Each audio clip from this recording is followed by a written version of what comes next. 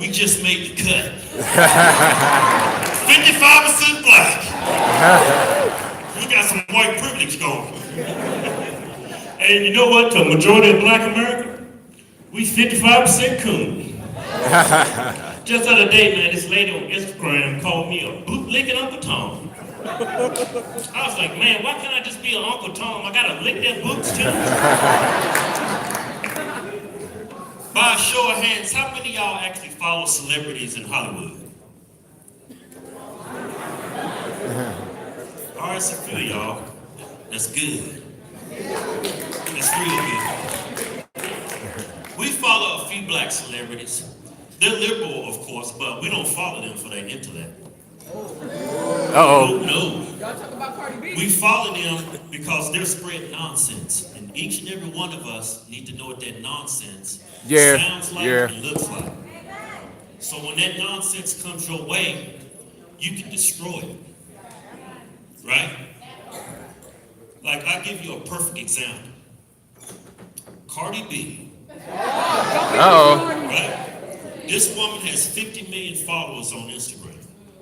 Right? One day she's complaining about 40% of her check going to the government. The next week she's talking about Trump is a racist and to go vote for Bernie Sanders. A man is going to take 75% of her paycheck. Every conservative, black conservative in this country is pretty much here today. And it's only like 200 of us. Right? We look like a bunch of runaways in here. So we all need to stick together and fight this battle together because there's no many others. Another example. Snoop Dogg.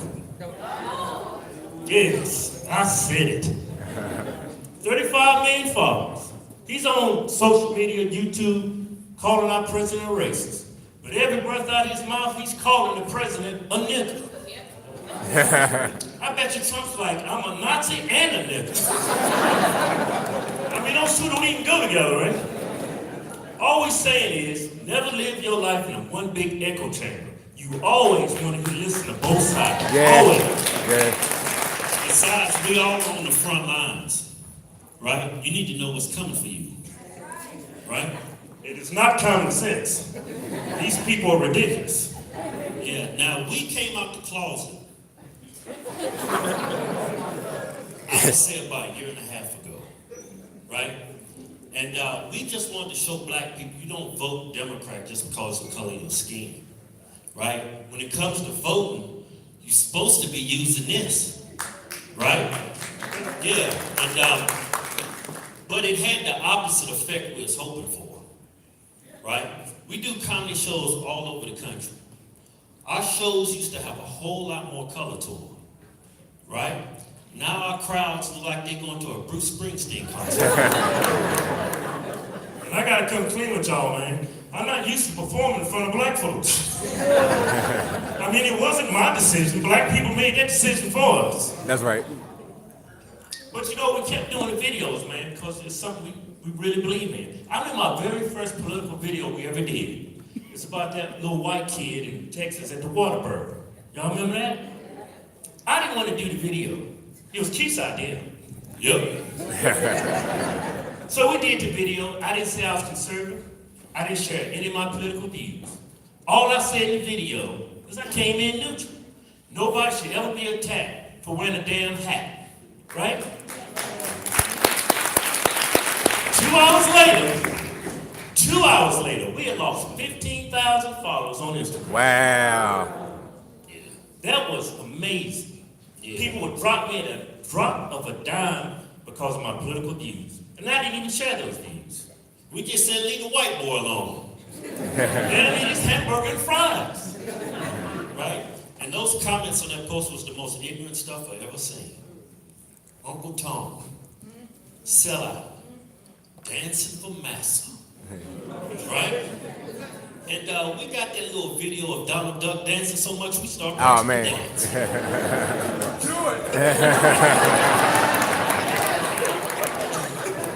Right? But you know what? You would never hear those terms, Uncle Tom and sellout, used to describe, let's say, a drug dealer who's poisoning his own neighbor. Yeah. Yeah. Yeah. You'll never hear those words used to describe a pimp who exploits women. You'll never hear those words to describe a rapper who's glorifying drug use and gun violence to kids.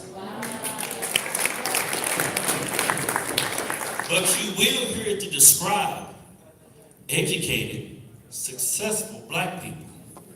Ben Carson, a neurosurgeon. Clarence Thomas, a Supreme Court justice.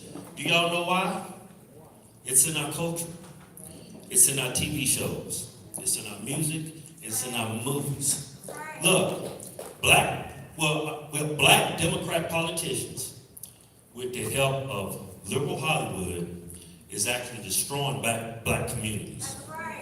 They're actually changing what it's like to be black in this country. I'll give you an example. We've been trying to get into Hollywood for about 6 years. It's not working out. Right? They ain't gonna let no Uncle Toms in Hollywood. Right? It's not working out.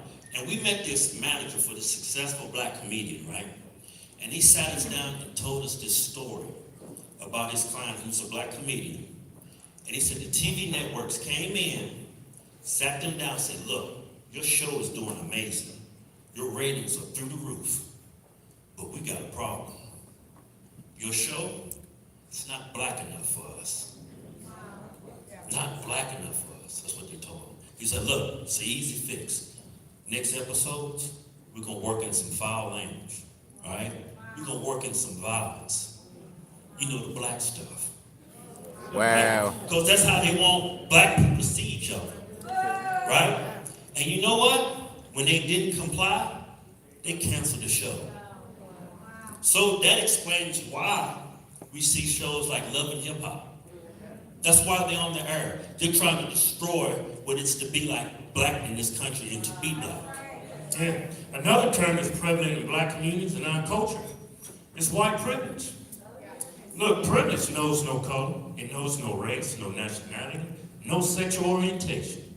You mean to tell me Barack Obama's 2 little girls are not privileged? Exactly.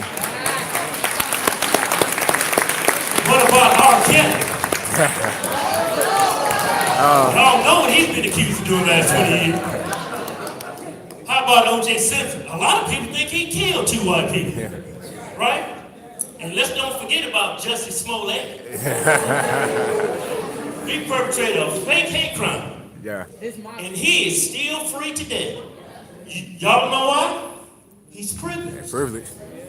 Yeah, did y'all see the body cam footage? When the cops went to go see him? The cops walk in, right? He's like, hey, Jesse. So I understand these people called you a beep and a beep.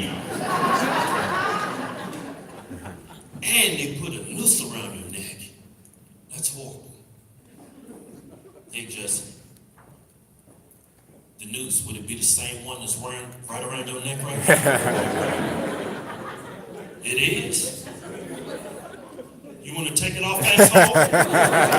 I mean, I would. What if they come back? Where's the sandwich? You went to Subway. I'm going to test it for fingerprints. You ate the sandwich. Okay. Let me ask you this, Jesse. Did you eat the sandwich with the noose around it?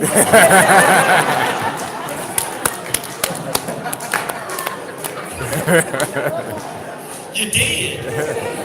Wow, that's kinky. That's actually crazy. I mean, his entire story was ridiculous. The entire story. And you know, media is trying to push this false narrative that white supremacists is a problem in this country. Look, I've traveled all over this country. This country is not as racist. How the hell did Obama beat a white woman and 2 white men? We only make up, 15% of the population? If this country is full of Nazis and white supremacists, how the hell did he get elected? He won the Electoral College and the popular vote. Right? Now, Did y'all hear about this story in Georgia? This maintenance worker called the cops on this black guy. Oh, yeah. Right? Now, cops show up, turns out the black guy, he actually owns the business. And I know what y'all think. Y'all probably thinking, man, that's racism right there. They call the cops on him because he's black. Just hold on. The story gets a whole lot better. Cops investigate, finds out this dude had just vandalized his own business for insurance money. Yeah. Right? Cops walk in, this fool spray painted monkey on the wall, a swastika.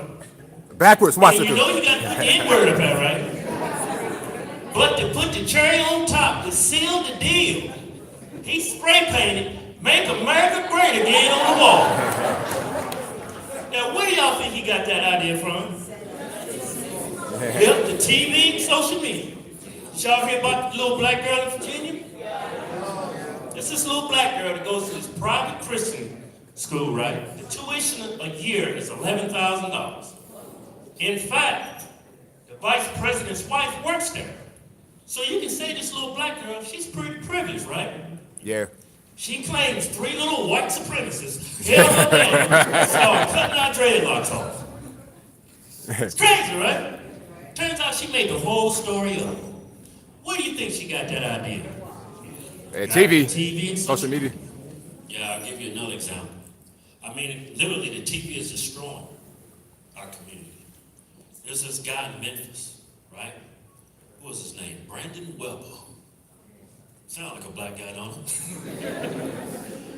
He responded to an ad for a car for sale down in Mississippi. Oh yeah. He calls the guy and says, "Hey, I like your car. I'm coming down now. Take it for a spin." Right? So now, Brandon's down in Mississippi. He's sitting in the car. The owner, and he tells him, "Hey, man, bruh, I like this damn car." He pulls out his gun to the owner and he says, "Now get out the car." The owner complies. But Brandon shoots this man on the side of the road 5 times. Yeah, by the grace of God, he's going to make a full recovery. Yeah. Turns out Brandon is a horrible shot. Shot him in the fingers and toes and gave him a free circumcision, right? Y'all wasn't ready for that, huh? Y'all to come on our comedy shows, it gets bad. But anyway, he survives, right? He calls the cops. "Hey, Brandon Weber just shot me. Here's his phone number, his address, and a picture of my car. It's still for sale if you're interested." So the cops get the marshals involved because this is over state lines. They drive from Mississippi up to Memphis, right? They get to Brandon's house. There's the car right out front. Brandon comes out the house and he's like, "Damn, they found me." Jumps in the car, right? Tries to get away. Rams that nice clean car into the cops, but the cops got him boxed in. He can't get away. Now Brandon jumps out of the car with his gun. What y'all think gonna happen? Get shot ASAP.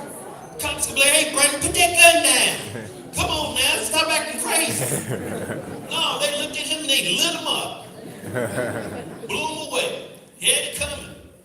You know, the next day, hundreds, if not thousands of black people are rioting and protesting in Memphis for a man that has no regard for human life or private property. You know why? The TV. They leave out important facts of what happened so they can destroy the reputation of the cops, right? And to keep black people mad. They're up at tying up the city for a killer. To this day, you can Google this story and the stuff that comes up. Man, Brandon Weber was such a nice guy. He was an entrepreneur. Entrepreneurs don't steal cars and shoot people. That's right. You know, it's just horrible. Yeah, the TV, man, it even fooled my wife. I'm looking at the election, right? Trump just took Pennsylvania, and he just took Florida. I said, man, this dude's gonna do it. Now, my wife, she's from Mexico. She was asleep. I said, hey, baby, wake up. You might want to see this. I think you about to get deported. She woke up, she said, you think so? I said, baby, have you been watching CNN? Don Lemon says Trump hates Mexicans. Then she said, where are we going to go, baby? I said, I ain't going nowhere. Me and the kids is U.S. citizens. I don't see a big problem, really. Every time Mexico is playing USA in soccer, you're cheering for Mexico. Now you're going to have front row seats. Turn into this huge argument, right? She says, you damn Uncle Tom, I want a divorce. I said, that sounds expensive. I'm just going to call ICE.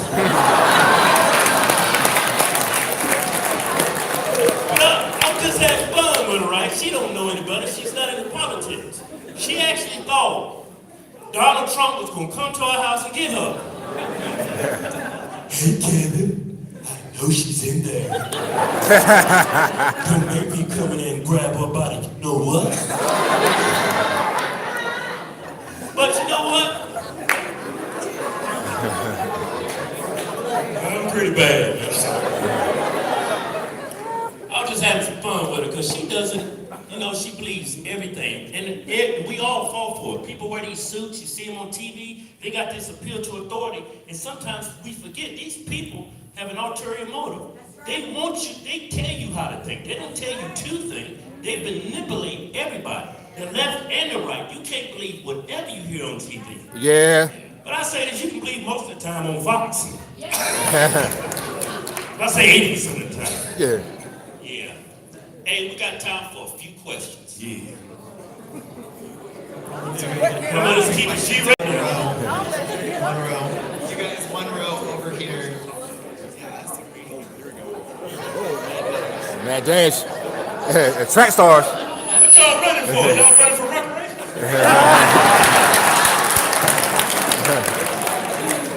I'll tell you what, I've never seen so many black people this happy, man. Look like Trump gave y'all's reparations. I'm actually for reparations if the checks are written out by the Clinton Foundation. They pay us reparations. They give us reparations. I want my money. But I have to say, I've been subscribed to you guys since I was in high school, since like 2010 when you guys are, it's kind of an inappropriate mushroom tip. Be careful now. You guys are hilarious, I love you guys. But I agree completely with what you guys are saying about the media and black culture. We kind of have this embraciveness towards dysfunction in the black community. And I was wondering, what could we do? What do you plan on doing? What can we all do to help the black community shift what our culture is? Because right now, embracing dysfunction isn't going to get us the... You know what's going to do it? A lot of compassion. A lot of listening. You can't go back and forth who's right, who's wrong. You got to listen. You got to explain to people your point of view. Like when a lot of black people say, man, how can you be black and be conservative? I'm going to say that's the reason why I'm conservative, because I know my history.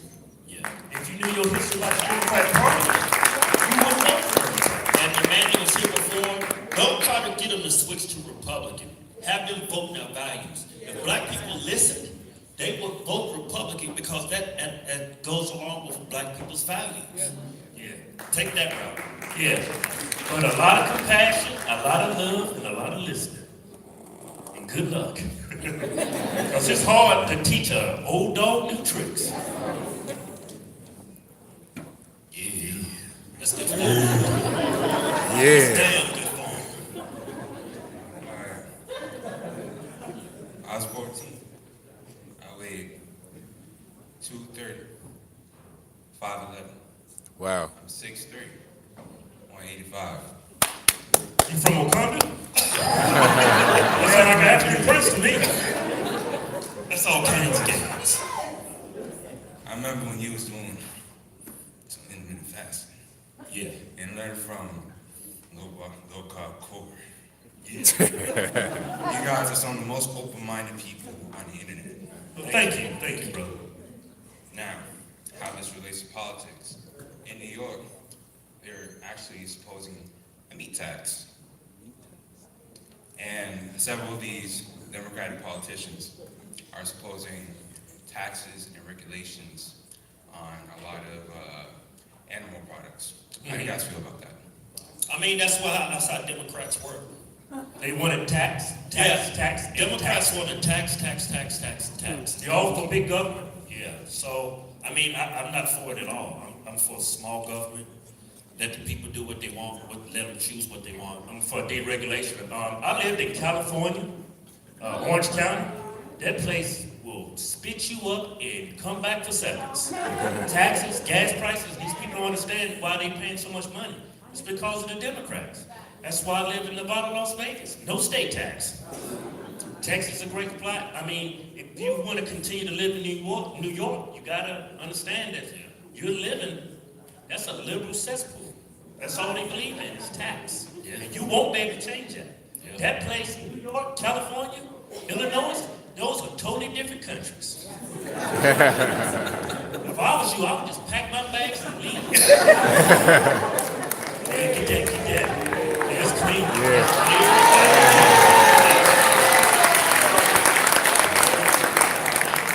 Hello, my name is Everett Turner. I'm from Michigan and I'm a sophomore. And I've been subscribed to you guys for a long time. So spoken. That's a nice young man right there. Hey, bro, look here, man. Oh, go ahead, man. But yeah, you guys have the best advice. So I want to know, how can I get a girl in high school? Oh. Hey, the PG version. Oh, how you get a girl in high school? Look, this is all you gotta do. Women love confidence, right? You just go up to them, right? Look them in the eye. And this is what you do. Yeah. Works every time. That's all you gotta do.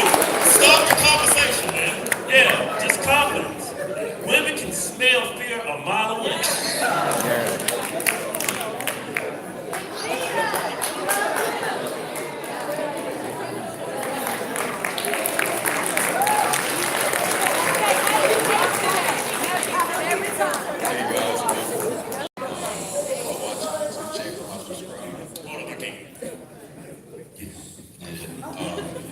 It's nice to meet you guys. I watch your YouTube channel. I've been watching for years.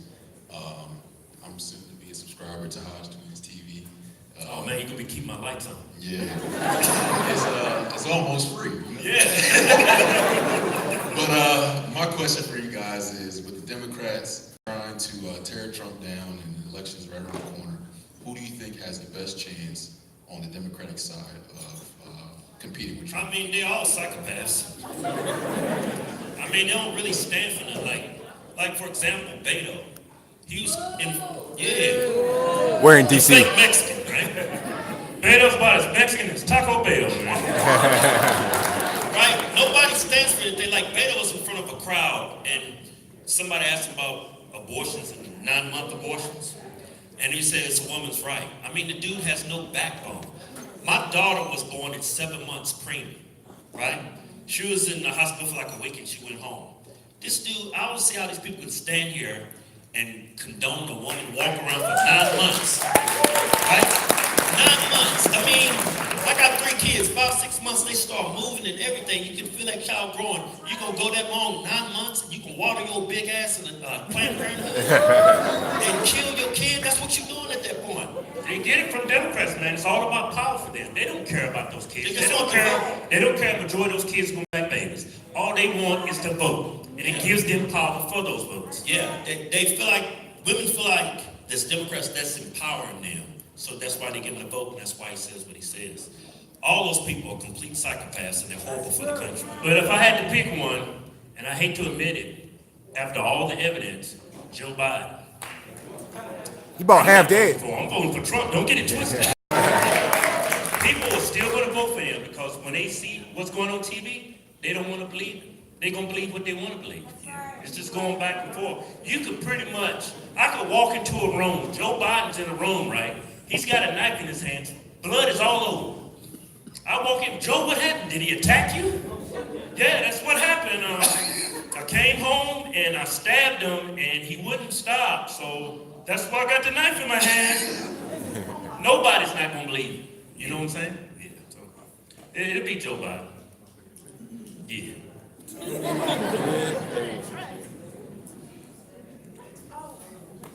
That's clean. That's the best one right there. That's the best one in the house. Man, that is a bullseye on your head, right? Yes, sir. I walked to a restaurant with it yesterday. I'm 95% sure they spit in my food. Oh, man. It was all right. So I'm Bryson, aka the coon with the big hat, obviously, right? Right. So my question is a little more serious, though. I feel like humans are naturally conservative. Like we all go to work hard and we get taught conservative values. Right. But the conservative movement has a hard time reaching people, especially in my neighborhoods. And the problem is obvious because I get called coon by people, and I like debate with them on camera, and they'll end up saying every time, you know what? You right. You might not be a coon. And I said, I ain't gonna say you ain't, but you feel me? But the point of it is, what a lot of them hit me up about is when Candace was on the Revolt Summit thing, because she was in front of people that influence our culture. You see what I'm saying? Yeah. So, no disrespect to anything that goes on, but black people don't care about 95% what goes on in politics. They don't watch it. They don't know nothing. I can say a name, like, y'all watch this video, like, who? Yeah. You know what I'm saying? All they care about is, Gucci Mane, what he got popping. Yep. So, but the point is, do y'all think there's a way we can do more things like the Revolt Summit? Like, that should be like. I mean, we're going to be outnumbered. Everything Candace said she got to boo. It was just common sense. Everything, little T.I., that little fool. He could say 2 + 2 = 5 and people starts clapping. Yeah. But what I want to say about that is they might be clapping on that camera. But people was literally texting me. Matter of fact, I tagged Candace on and she retweeted it. People was literally hitting me up like, you know what, bro? Because T.I. is obviously an imbecile, right? Yeah. So obviously, Imbecile was putting it nicely. period. So she was speaking the facts. And that resonated with people because she's in front of people. Right. You just gotta get people to listen to you. Yeah, see, what Candace did, man, boy, that takes balls what she did. Facts. Man, when I saw that, I was like, vote, and Candace, I was like, oh, man, this woman's got balls of steel. You gotta go into the jungle. If you scared to go into the jungle, you're not gonna change nothing, period. Yeah, right. I walk around in the hood with just like this. I walked in a restaurant last night. People That's because you're crazy. I am. That's a good kind of crazy. You walking down Compton with that hat on, I'm nowhere around you. I said that earlier. Hey, but that's how we're gonna start changing people's minds. Everybody, do content on Instagram, YouTube. Hundreds of thousands, if not millions of people gonna see that. You're gonna help change this tide in this country. Yeah, It makes a difference. It's only like, what, a handful? It's like 200 of us? I mean, when you first start, it doesn't matter how many views you get. Just get the message out there. We are all outnumbered and mainstream media is against us. And I like to tell people all the time, conservative, that twists people's words up. I tell people to see in conservative, all that means is common sense. That's all it is. Hey, how do I get to Gainesville? The Gainesville. Hey man, just go to the gym, Be consistent. lift some weights, eat some protein. You're gonna make all kinds of gains. And vote Republican.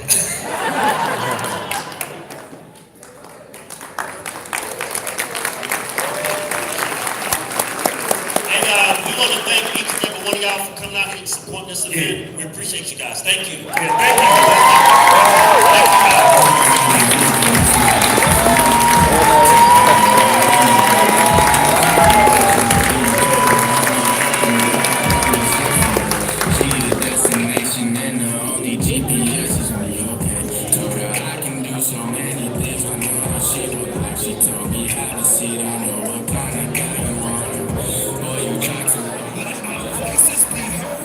Make a stand so that God can use us for the purpose that He's called us for, and so that we can protect and preserve this country from perdition and allow God to use us to stop evil in its tracks and to set this country back on the right track with God.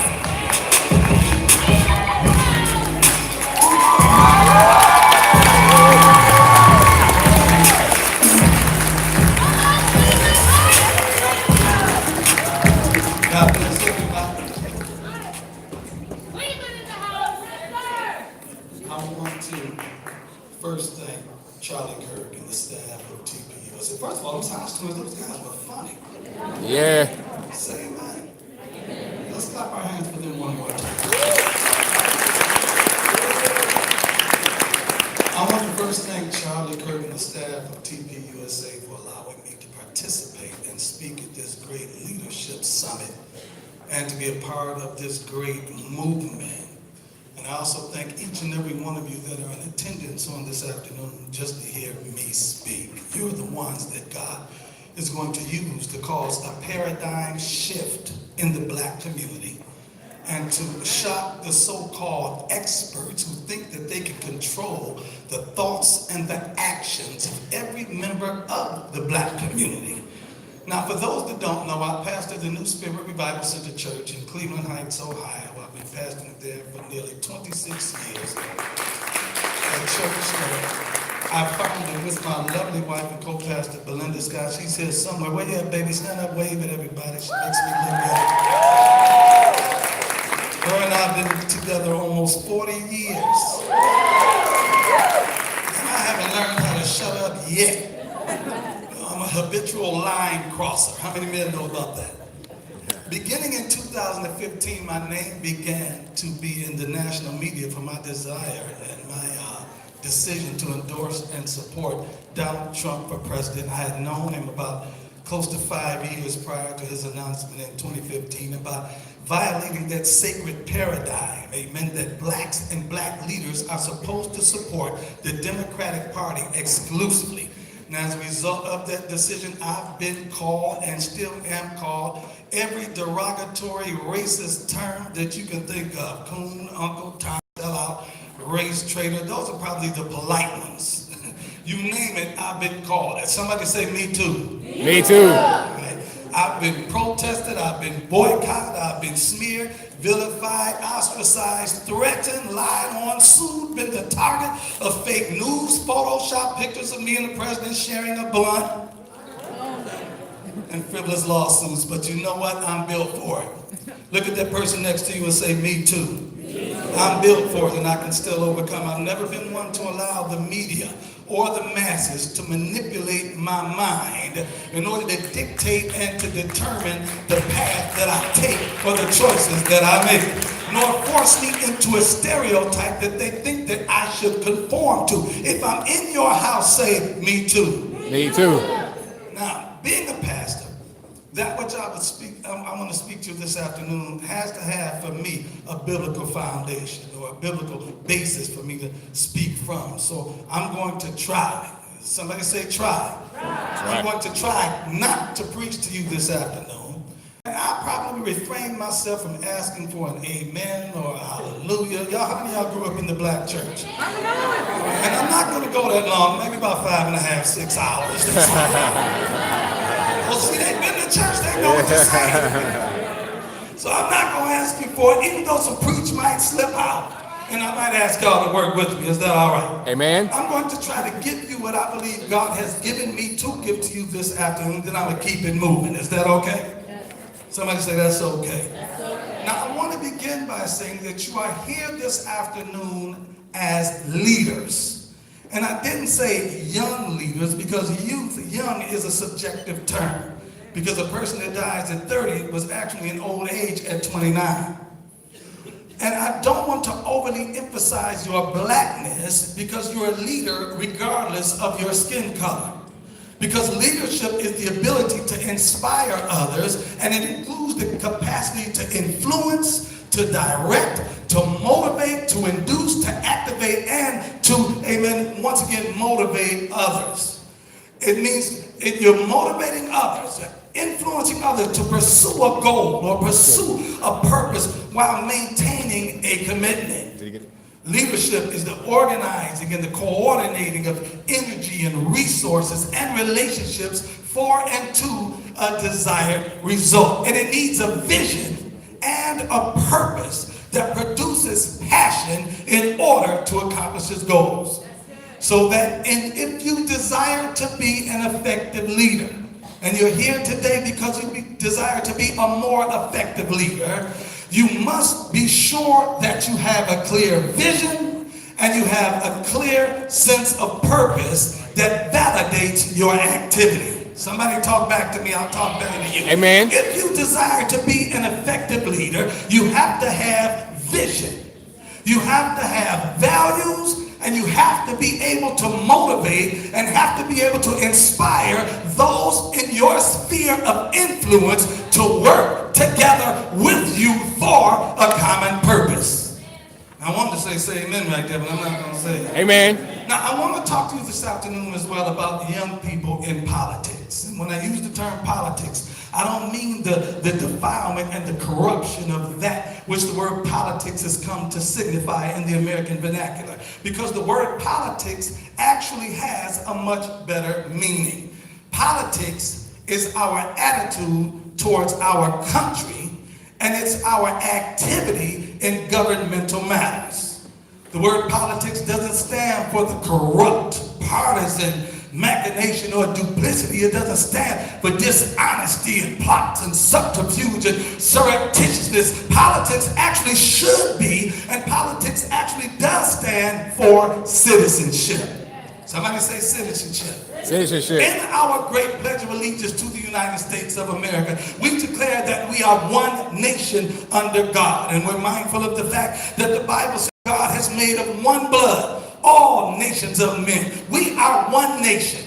We're not separate nations in a nation. We are one nation under God. So then we owe a debt and a duty to our country, but we have to pay that debt and discharge that duty as citizens of the kingdom of God. Talk back to me.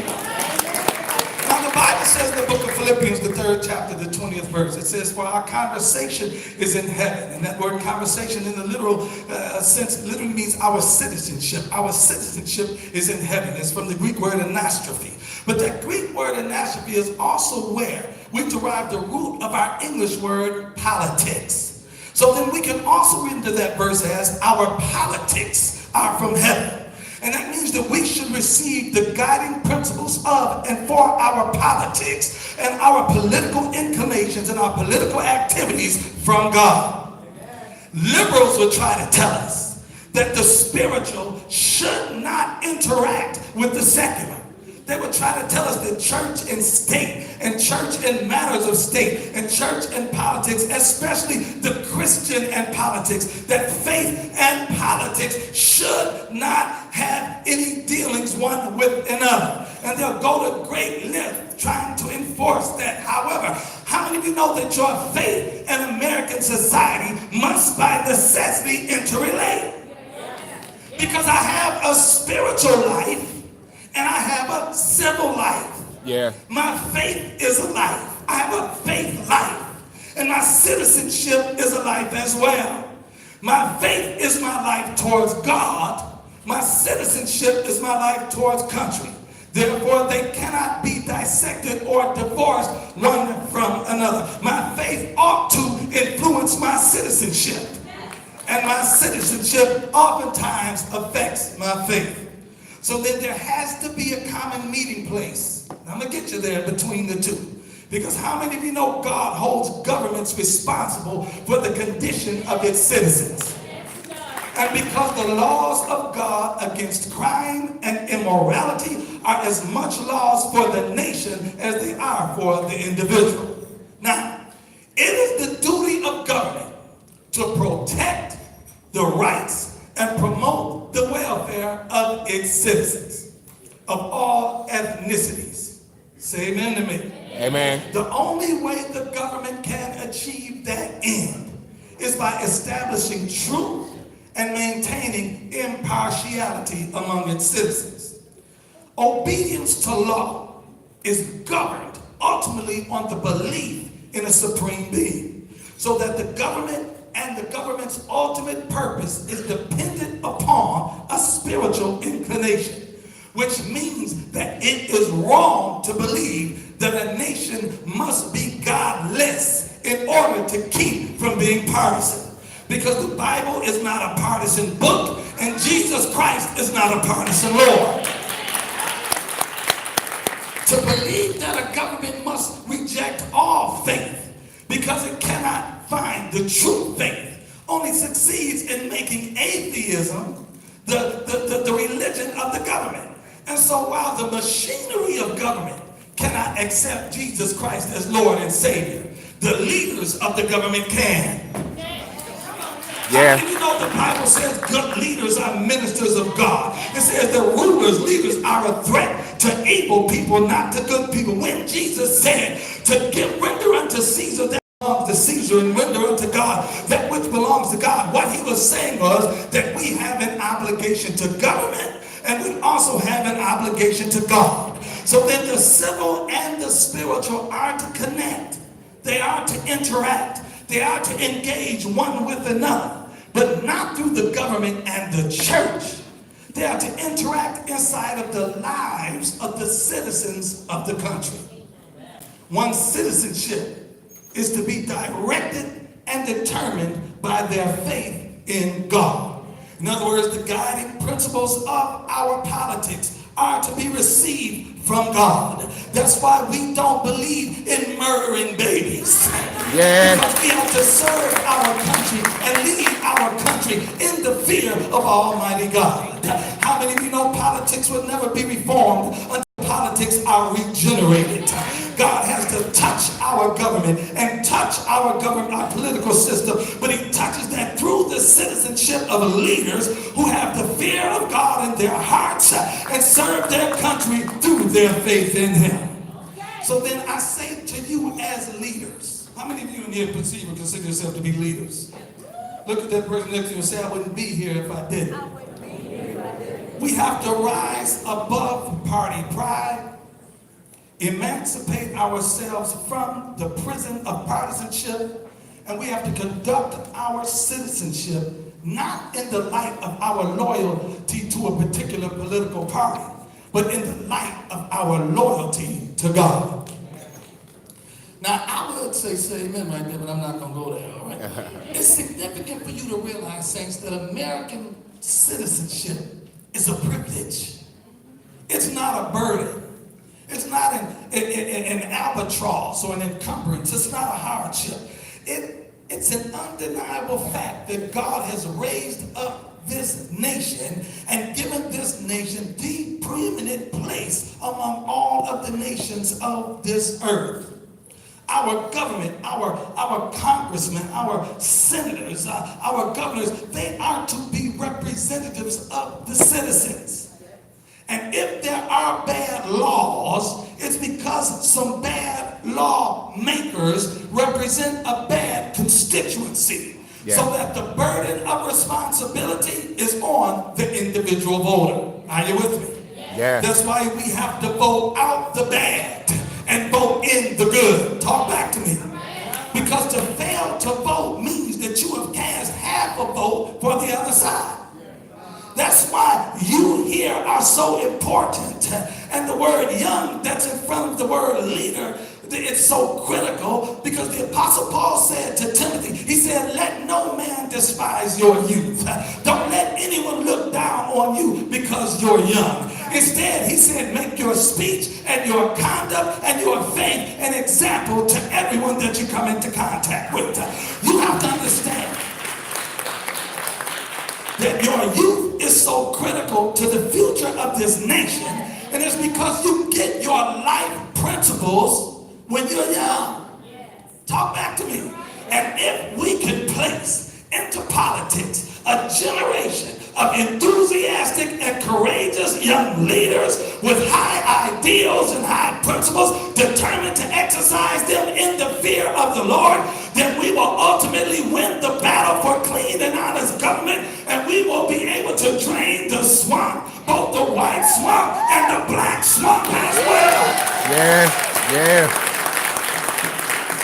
There's something they don't talk about much, that black swamp, but it's a black swamp too. Yeah, it is. Talk about that. But it's up to young leaders like you who are with me today to clean up the dirt and clean up the filth and the corruption of government. You are the generation of leaders who are not afraid to upset the status quo. Talk back to me. And you're fearless and you're courageous enough to say that if God be for you, no weapon, no slander, no lie, no post, no tweet, no Instagram, social media, no fake news media will be able to stop you from being all that you can be for your country and doing all that you're able to do for your country. I need y'all to help me right now. Look at that person next to each other. Say, I will not be a casualty of my community. I will be a catalyst in my community. Touch that person next to it, tell them, I'm going to be a catalyst for change, a catalyst for growth, a catalyst for development, a catalyst for renovation, a catalyst for restoration, a catalyst for revitalization, and a catalyst for renewal. Because you have to understand what is morally wrong and socially wrong can never be politically right. Don't let your faith and your citizenship contradict each other. You do more for America when you're in the minority voting right than you do for America when you're in the majority voting wrong. God wants leaders in every community who have the courage to follow their conscience. Is there anybody here this afternoon that will say, I have the courage to follow my conscience and I refuse to compromise my convictions for the sake of convenience? And if the young leaders of our country, talk back to me if I'm talking to you, if you're willing to accept the mantle of leadership of your generation, you're going to have to be able to endure rejection, and you're going to have to be able to endure misunderstanding and encounter opposition all along the way. And you may not be appreciated or recognized or applauded by your contemporaries, by your peers, but that's okay. Because you can never be effective if you rely upon the acceptance or agreement of others in order to be effective. Yeah. Talk back to me. Genuine leaders affect change. And change generates conflict. And conflict generates resistance. And you might be rejected along the way. But that doesn't mean that you're wrong. That's right. It means that you're causing others to feel uncomfortable about what the course that they're taking by challenging them to change as well. Effective leadership means taking a position on issues that may be unpopular. Effective leadership is being black and supporting Donald Trump even though it's unpopular. Effective leadership means that you're going to attract criticism, but it's better to be criticized for doing something than it is to be complimented for doing nothing. Let me tell you something. It's not an accident or coincidence that you're here this afternoon. Look at that person next to you and tell them you've been called. You've been chosen for such a time as this. And if you do not do what God has called you to do regarding this great country, you are going to be held accountable for it by God, because you are the generation that can elevate this country to higher heights than it's ever attained to in the past. Look at that person next to you again and tell them, say, I've been chosen. Come on, say it like you got some juice. You got some spot. Say it like you got some hood spots. Say, I've been chosen for such a time as this. Look at that person on the other side of you and tell them, say, God has raised you up at this time, in this generation, for this generation, because this is the generation that God wants you to influence. He didn't call you for the last decade. He called you for this decade. The Bible says that David served the purpose of God in his generation. God wants to use you to help change this generation, to help change this generation's mind, this generation's mindset, this generation's thought processes, because a change of mind will result in a change of behavior, a change of activity, a change of practice, and a change of life.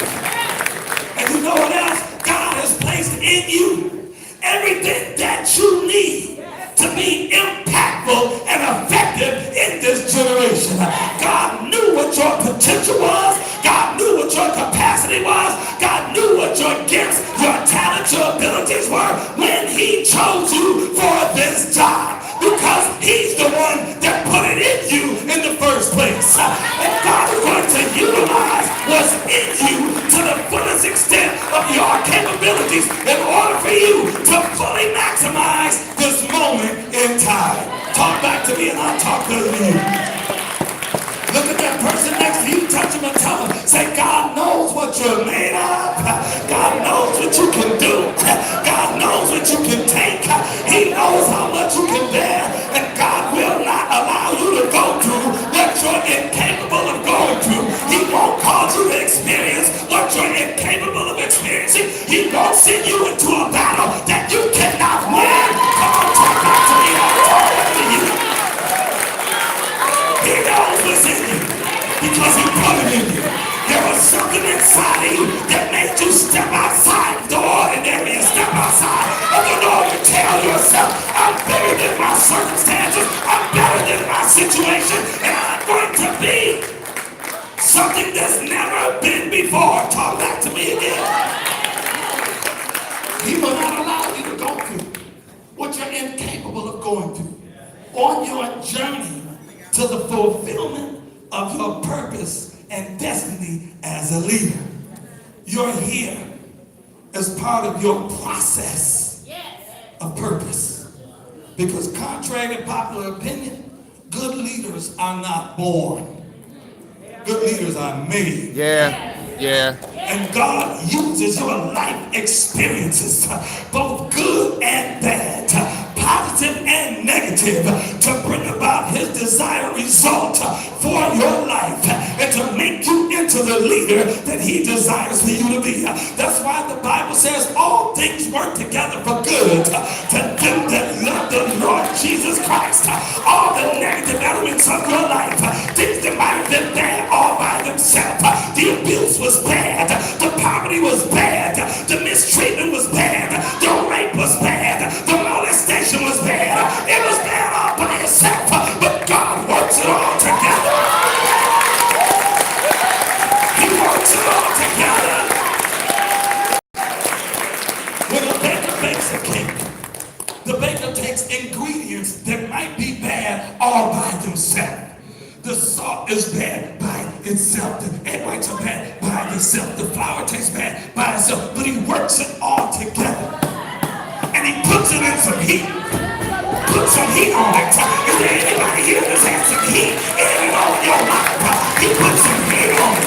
So that when it comes out, it all works together for good. And everything you've been through in your community, everything you've been through in your life, everything you've been through in your neighborhood, everything you've been through in your family, God is going to work all the bad together so everything turns out for the good. Say it to me, somebody. And it's not because you're weak that you've been through all you've been through in your life. It's not because you're weak that you've been through all the challenges and the obstacles and the issues and the drama that accompanies being black in America. It's not because you're weak that you've been through what you've been through, because a weak person would have rolled over and played dead a long time ago. A weak person would be at the end of a crack pipe or the bottom of a liquor bottle. A weak person would be in an insane asylum because they lost their mind. You haven't been through what you've been through because you're weak. You've been through what you've been through because you are strong enough to go through it. And you're still standing. Talk back to me. And that's why you're here in this place on this afternoon right now, because you got what it takes. Look at somebody and say, we've got what it takes to do what needs to be done to affect positive change in our great country. And this change is going to begin to ripple from home to home, family to family, community to community, ward to ward, district to district, state to state, city to city, until we reach our goal of turning this nation around and making this nation great again. You ever got on that said make America great again, he wasn't talking about an era. He was saying our economy is messed up, let me make it great again. Our military used to be great, it's messed up, let me make the military great again. He was saying that there are elements and components of American society that had digressed from where they at one time had a status of. He says it's time to bring America back to where it should be. Yeah. There was a time when America was the greatest country on the earth. Economically, a time when America was the greatest country on the face of the earth. Militarily, a time when America was the greatest country on the face of the earth. Morally. And we declined, we shifted, we slipped from that place. And so what we want to do is we want to take the features and components of individual eras and bring them all together into now. Look at somebody and say, now is the time. Now's the time. Today is the day. Say, we are the greatest generation. It wasn't the generation of World War II. It's this generation right now. This black generation right now is the greatest black generation that this country has ever seen. Somebody shout where they are. We're not going to stop. We're not going to let anybody or anything hinder our progress or delay or deny our development or prevent our advance. Look at that person next to you one more time and say, we're going to do all that we endeavor to do, and we are going to become all that we endeavor to become in spite of adversity. Come on, help me. In spite of antagonism, in spite of hostility, in spite of resistance, in spite of contention, in spite of controversy, in spite of negativism, in spite of criticism. And say, I know that's right.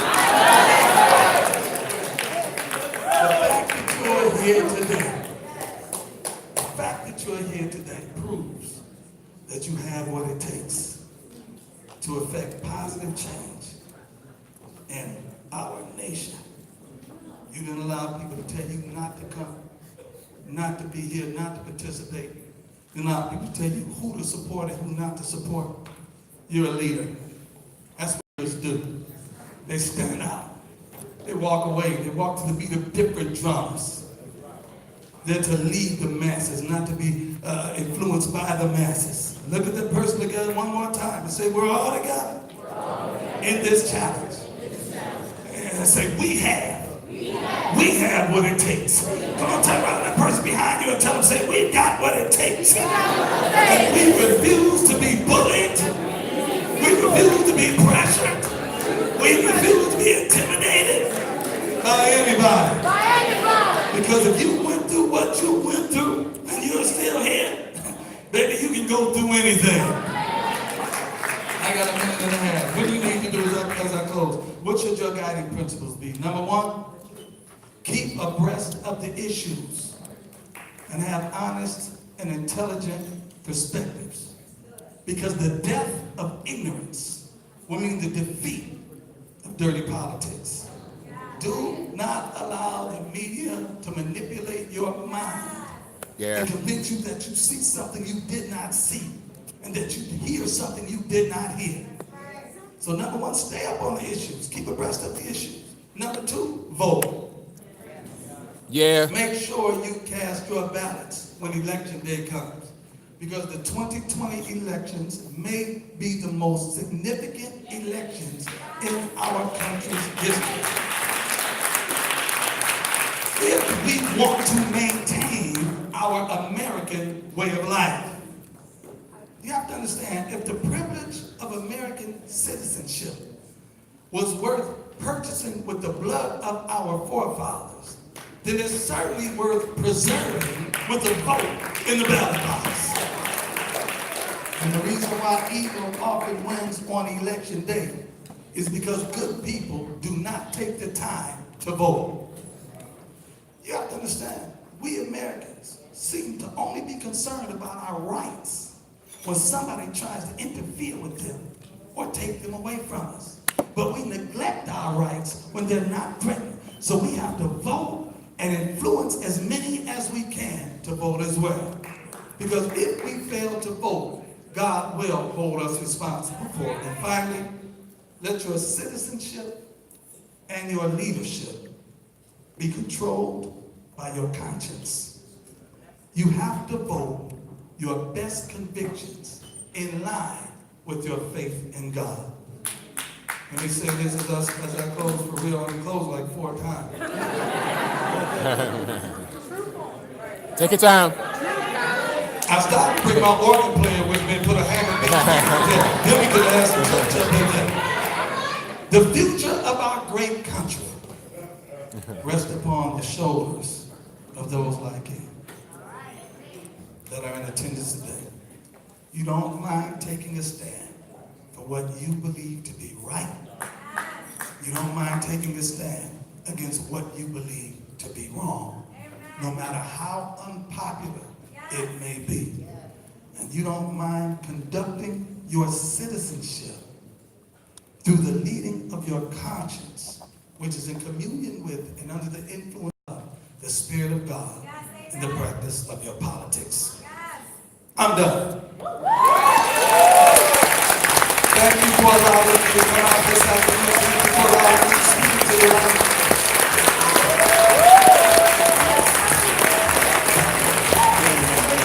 I'm not taking any questions because I'm past my time. God bless all of you.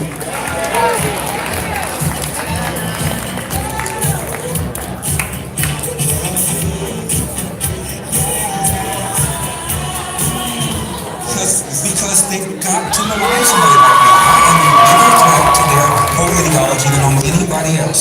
A black guy who does not believe that he's a victim, a black guy who believes in hard work and personal responsibility, a black guy who doesn't believe in handouts, a black guy who doesn't believe in the welfare state, a black guy who doesn't believe in affirmative action. I am the antithesis of everything they stand for. And therefore, I can't just be dealt with facts and with facts. I've got to be maligned. I've got to be cast away. I've got to be treated as if I'm Darth Vader. That's what the left does.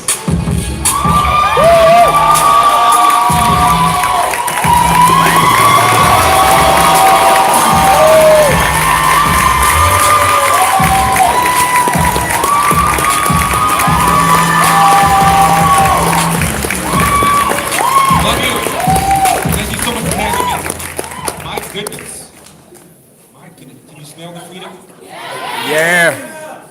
Let me give you the Cliff Notes version of how I got into talk radio. I'm a lawyer, and I was living and working in Ohio. I'm from California.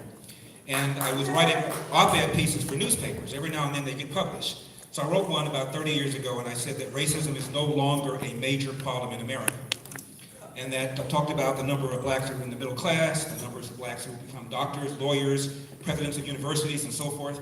I get a phone call from a producer of a radio show. He said, "Are you black?" I said, I think so.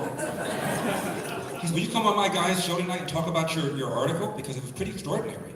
I said, "Sure." I was on for a whole hour. Now that I'm in talk radio, when you have a guest on who's never been on before and you have him on for a whole hour, that means he's rocking. And during that hour, I was called an Uncle Tom. I was called a bootlicking Uncle Tom, a foot-shuffling bootlicking Uncle Tom, a bug-eyed foot-shuffling bootlicking Uncle Tom. I was called a coconut, as in brown on the outside, white on the inside, Oreo. I was called the Antichrist. Wow. And then I was called that name you really call a black person when you really, really want to cut it. I was called Republican. A man can only take so much. So I get back to my office, the phone rings, it's the station manager. He said, "You were amazing today." I said, "I was?" "Oh my goodness, you have a good speaking voice. You took difficult positions and you defended them without losing your sense of humor or your temper. Have you ever thought about doing talk radio?" I said, "No." He said, "I have a guy going on vacation. Will you sit in for him?" I said, "No." He said, what's the problem?" I said, "I really don't like being called a bunch of names. I don't like being yelled at. I don't like having other people yell at me." He said, "Are you married?" At the time I was.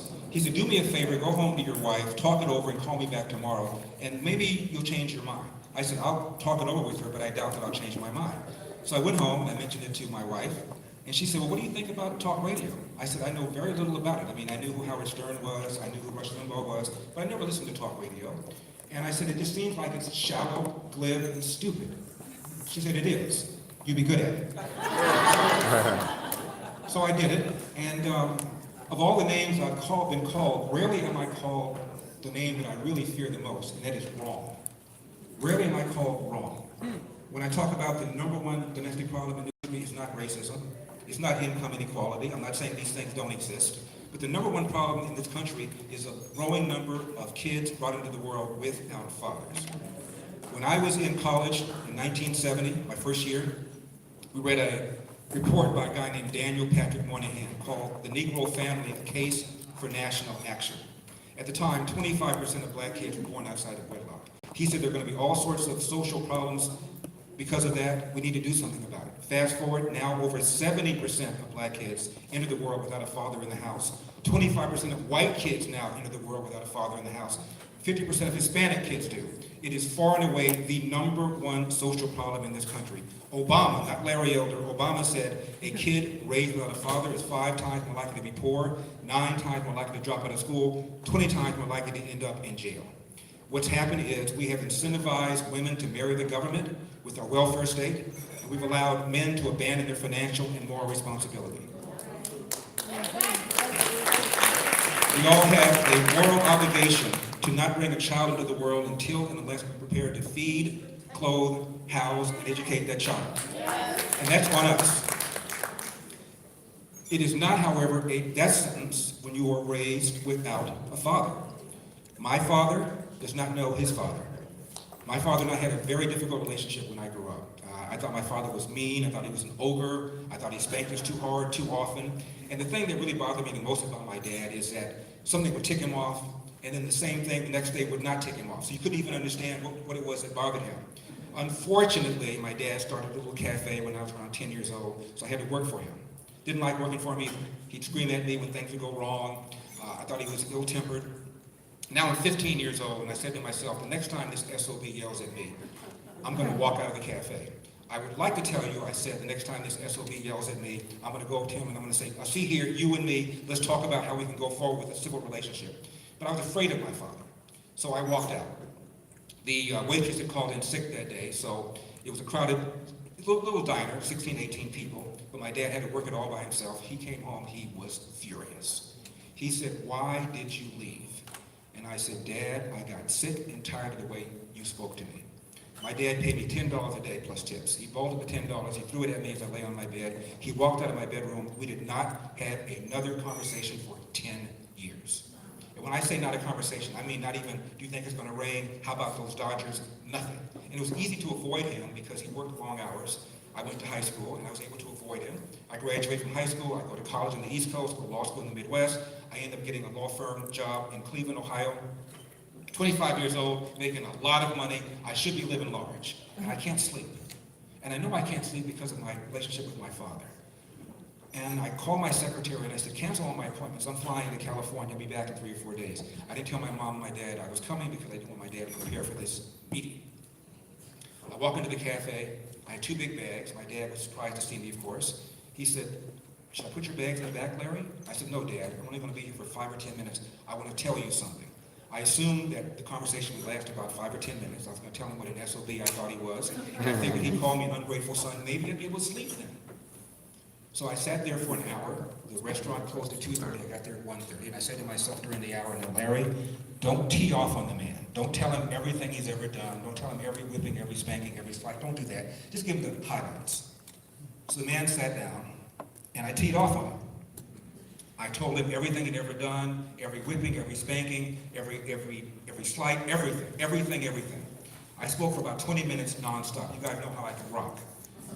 And my dad, after 20 minutes, I ran out of ammo. I couldn't think of anything else he'd ever done, anything else he'd ever said. I was done. And my dad looked up and said, is that it? You stopped speaking to me for 10 years because of that? And I said, yeah. He said, let me tell you about my father. Now, I must tell you, I knew nothing about my dad's background. I mean, I knew he was an only child because we never got any Christmas gifts from anybody. Aside from that, I knew nothing about my dad's life. I didn't like him anyway. I didn't give a damn. So I never had a conversation with him about his life. He said, your last name, Larry Elder? I said, yeah. He said, that is not my biological father's name. I said, what is your biological father's name? He said, I have no idea. I never met him. You never met your father? I said, no. I said, who's Elder? Elder was the boyfriend who was in my mom's life the longest. He was an alcoholic.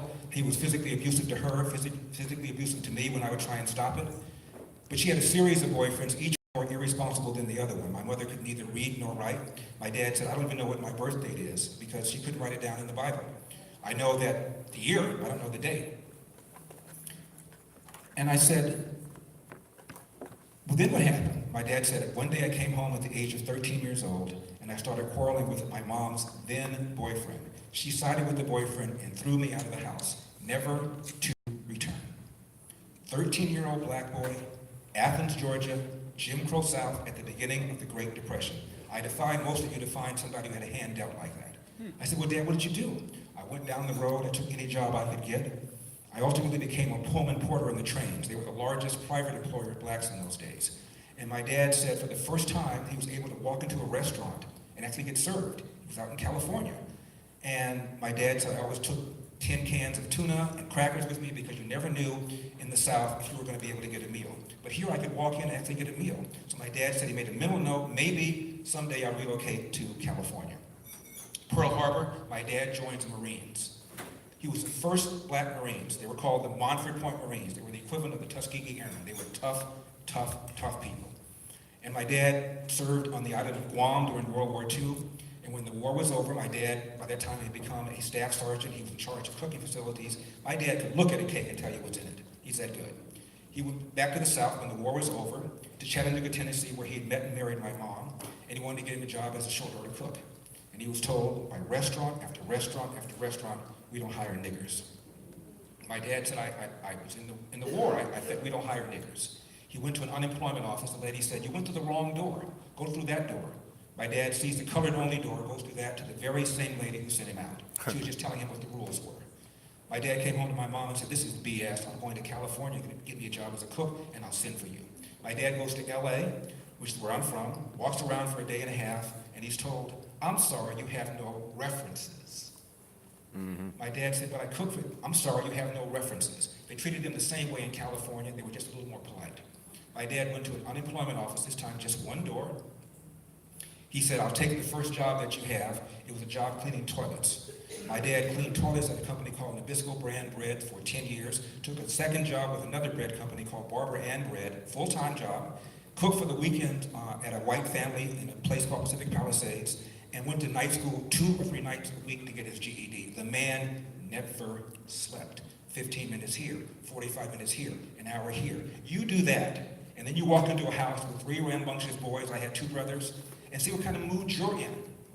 The man was tired all the time, physically tired. He wanted to have a stay-at-home mom, and therefore he worked those kinds of jobs because he wanted my mother to be at home with us. So as my dad is speaking, my dad got bigger and bigger and bigger, and Larry got smaller and smaller and smaller, and now I'm crying. And I said, Dad, please forgive me for feeling the way I felt. And my dad said, there's nothing to forgive. Just follow the advice I've always given you and your brothers. Hard work wins. You get out of life what you put into it. Larry, you cannot control the outcome, but you are 100% in control of the effort. And before you whine and moan about what somebody did to you, what somebody said to you, go to the nearest mirror and ask yourself, what could I have done to change the outcome? And finally, he said, no matter how hard you work, no matter how good you are, sooner or later, bad stuff will happen. How you deal with that bad stuff will tell your mother and me if we raised a man.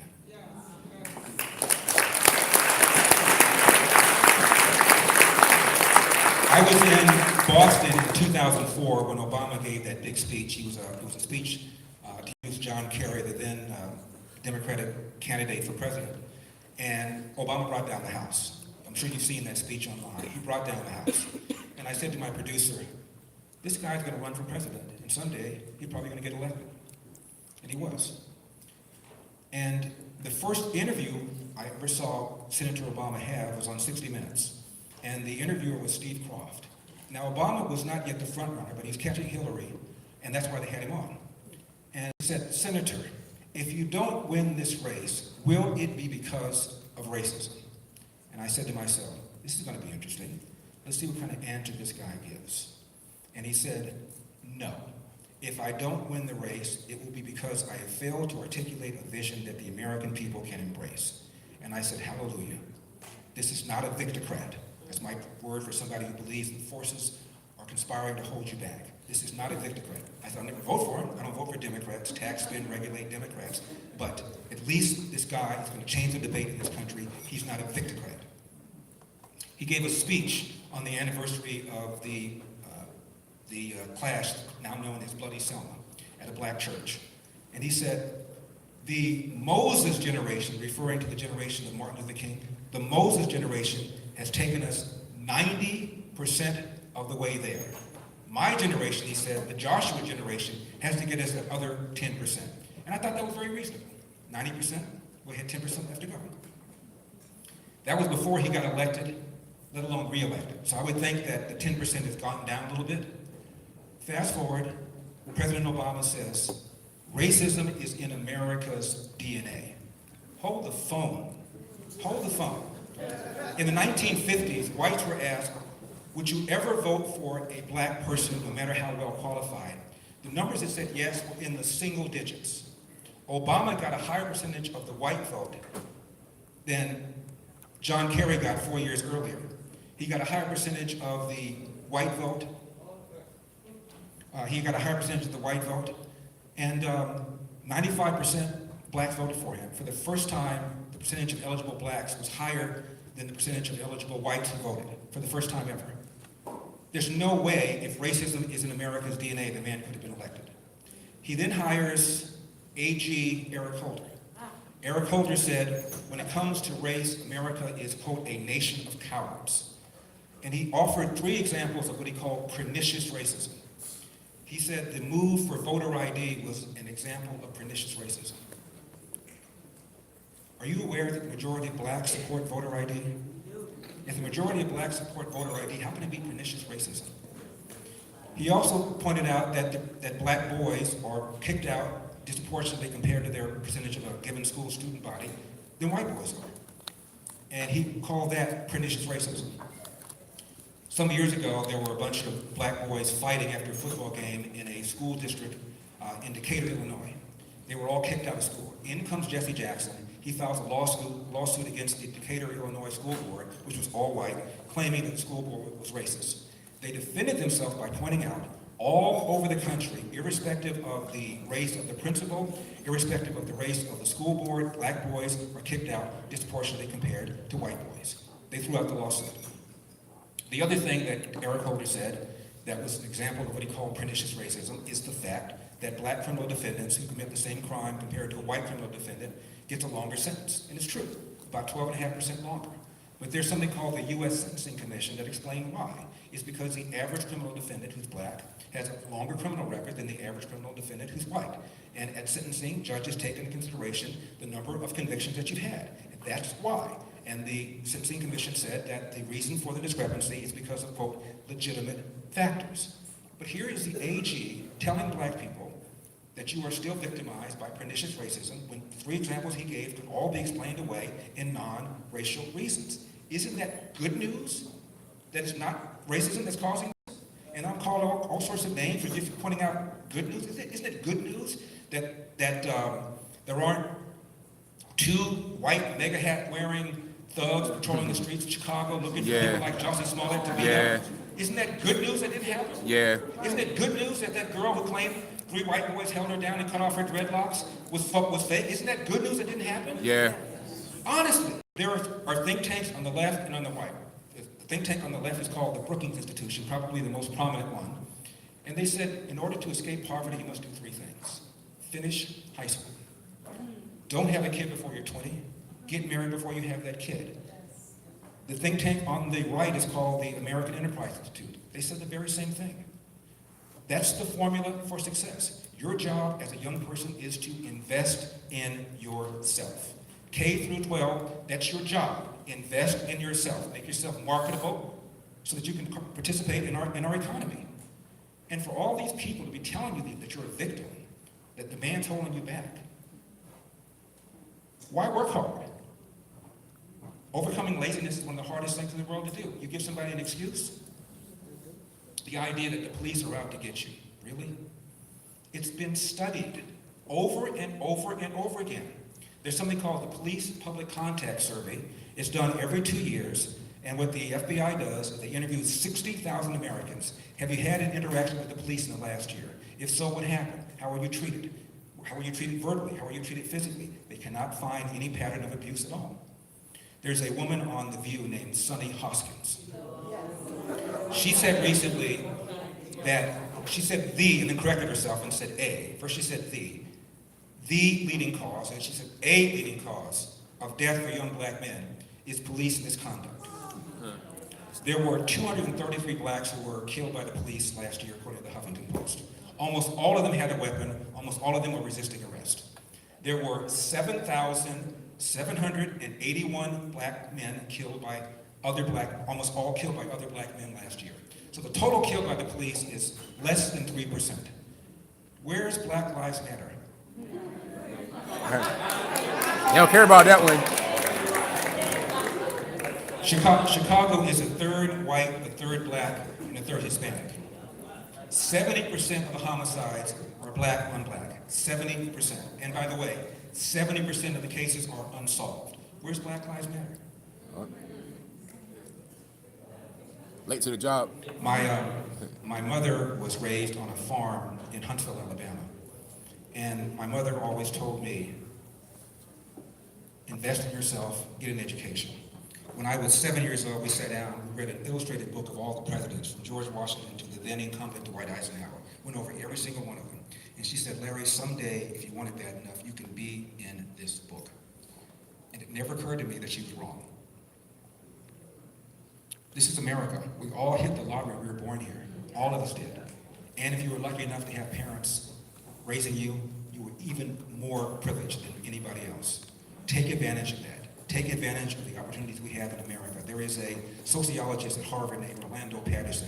He's a Democrat, supported Obama. 20 years ago, he said America, with all of its flaws, is the least racist majority white society in America, provides more opportunities for blacks than any country on the face of the earth, including all of those in Africa. I was on Fox and Friends one morning, and I said, during slavery, a black kid was more likely to be born under a roof with his biological mother and biological father than today. And I pointed out that it was the Democratic Party that founded the KKK. The Democrats founded the KKK. Democrats voted against the 13th Amendment that freed blacks. The 14th Amendment, they gave blacks the right to be citizens. The 15th Amendment, they gave blacks the right to vote. As a percentage of the party, more Republicans voted for the Civil Rights Act of 1964 than did Democrats. I said all of that. I got fact-checked by Media Matters. One of the headlines is, Elders says blacks were better off during slavery. Is that what I said? No. I also said that Republicans didn't own slaves. Turns out there were 10 Republicans that we could tell that owned slaves. Of the 10,000 slave owners who had 50 or more slaves, 10 of them might have been Republican. And they said I was right about what I said about the Klan. They said Elders said the Klan was founded by the Democratic Party. I didn't say that. I said it was founded by Democrats. They changed what I said to make me have a half meter that said false. This is the kind of crap that we have to deal with. My mother always told my brothers and me that things like reparations, she considered that to be extracting money from people who were never slaves, extracting money from people who were never slave owners to give to people who were never slaves. She thought the whole thing was ridiculous. But she always told my brothers and me, never allow anybody else to make you feel like anything other than who and what you are. The only way somebody can make you feel like a second-class citizen is with your permission. I read a poem when I was in high school by a guy named County Cullen, and it went like this. While riding through old Baltimore, so small and full of glee, I saw a young Baltimorean keep looking straight at me. Now, I was young and very small, and he was no whit bigger, and so I smiled. But he poked out his tongue and called me nigger. I saw the whole of Baltimore from May until September. Of all the things that happened there, that's all that I remember. Well, I was upset. The teacher was upset. The teacher talked about how this would permanently scar this boy's psyche. I was enraged by the poem. The kids were enraged. I knew my mother was going to have a different attitude. So I came home and I said, Mom, we read a poem in class. I want to get your reaction to it. She says, go ahead. She was stirring a big pot of greens in the kitchen, frying some chicken. Never forget it. I said, Mom, it goes like this. While riding through old Baltimore, so small and full of glee, I saw a young Baltimorean keep looking straight at me. Now, I was young and very small, and he was no whit bigger, and so I smiled. But he poked out his tongue and called me nigger. I saw the whole of Baltimore from May until September, all the things that happened there. That's all that I remember. She took the spoon out of the pot, hit it on the side, and she said, Larry, what a darn shame he allowed something like that to spoil his vacation. How many wings do you want? It's all, thank you. It's all about attitude. It is all about attitude. The Democratic Party claims that they are our friend. The majority of inner city parents, black and brown, want choice in school. I went to a high school called Crenshaw High School. If you saw the movie Boys in the Hood, that's my school. It is now a Crip school. The reason I know that is Ice-T went there and told me that's why he chose the school. He wanted to go to a Crip school. Right now, only 3% of kids at my former high school can do math at grade level. 3%. And yet, if you live within a certain geographical radius of that school, you are mandated to go there. And the Democratic Party, because they're wedded to the teachers union, wants you to do that. The Republican Party, however, is the party of school choice. The current Secretary of State is named, Secretary of Education is named Betsy DeVos, and she's a strong proponent of choice in school. And the studies have shown that when there is real choice in school, when the money follows the student rather than the other way around, and parents get to choose the school, the reading scores go up, math scores go up, dropout rates go down, parental satisfaction is through the roof. Yet Bernie Sanders just gave a speech and he said, under my proposal, I'm going to eliminate private school vouchers, he said. I'm going to eliminate them. The polls show, as I mentioned, black and brown parents want them. You know who doesn't? White Democrats. Only about 20% of white Democrats support choice in school. Are these white Democrats going to inner city schools? I don't know. So they're telling you, as a parent, I know best. I'm sending your kid to a school where only 3% of kids can do grade level. That's just too damn bad. That alone ought to cause people to break their allegiance to the Democratic Party. That alone. What's more important than making sure your kid gets the best possible start? And the best possible start is for you to be able to control where this kid goes to school, and the Democrats are telling you, hell no, you're not going to do that, and still we pull that 95% for that party? Are you kidding me? Things like minimum wages. I told you my dad cleaned toilets. Don't give me this stuff about there are jobs that only illegal aliens will do. Those jobs used to be done by Americans, and they will be done by Americans. And here you have a party, the Democratic Party, that wants borders to be porous. There is an economics professor named George Borhaus from Harvard.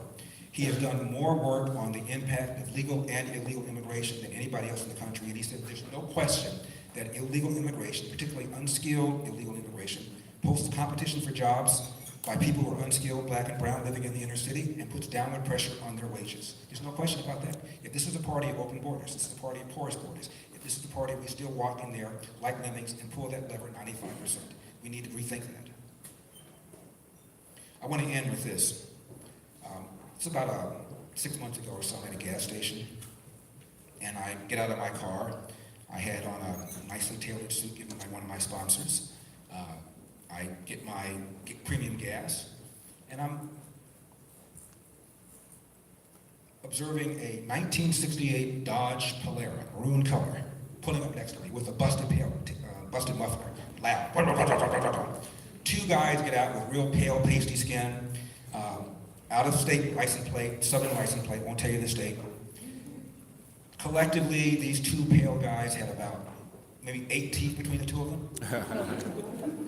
They got $5 of regular, and they pulled away. And as they pulled away, I said to myself, wow, just think. Those two dudes owe me reparations. Is this a great country or what? Yeah. Thank you so much for having me. May God bless you, and may God bless America.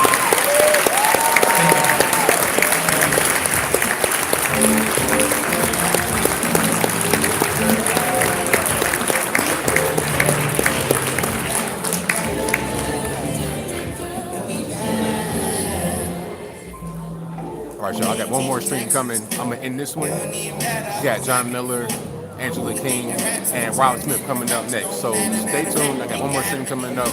I'm going to end this one right here, just so it's not too long.